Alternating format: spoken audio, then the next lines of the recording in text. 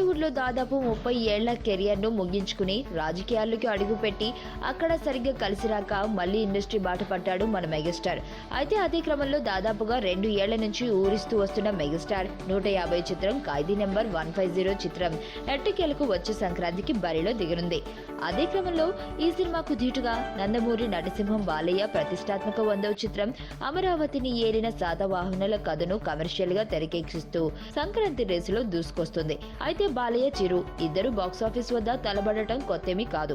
కానీ ఈ సంక్రాంతికి రేస్ చూస్తుంటే మాత్రం బాలయ్య దూకుడికి మెగాస్టార్ కాస్త భయపడుతున్నట్లే ఉంది. దానికి తగ్గట్టు కొన్ని సెంటిమెంట్స్ కూడా మెగాస్టార్ ను భయపడుతున్నట్టు స్పష్టంగా కనిపిస్తుంది. దాదాపుగా 15 ఏళ్ల ముందు నరసింహనాయుడు రూపంలో బాలయ్య చిరు పై చేయి సాధించడంతో పూర్తిగా సక్సెస్ అయ్యాడు. అదే క్రమంలో సంక్రాంతి రేసులో ఎక్కువసార్లు బాలయ్య చిరుపై గెలుపు బాహుట ఎగురవేయడంతో ఈ సంక్రాంతి రేసు చిరుకి మరింత ఇబ్బందిగా మారినట్లు కనిపిస్తుంది. అంతేకాకుండా జనవరి 11కు మారిన బాలయ్య సినిమా అప్పట్లో నరసింహనాయుడి సెంటిమెంట్ ను రిపీట్ చేసేలా ఉండడంతో మెగా శిబిరంలో కాస్త అలజడి రేపుతుంది. మరి ఈ సంక్రాంతికి మెగా నందమూరి సినిమాల్లో ఏది ఎలా ఉండబోతుందో చూడాలి.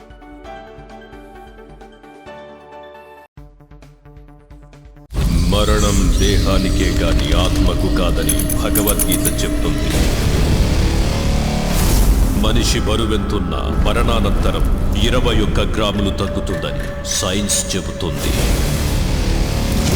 అంటే ఆ 21 గ్రామ్స్ బరువు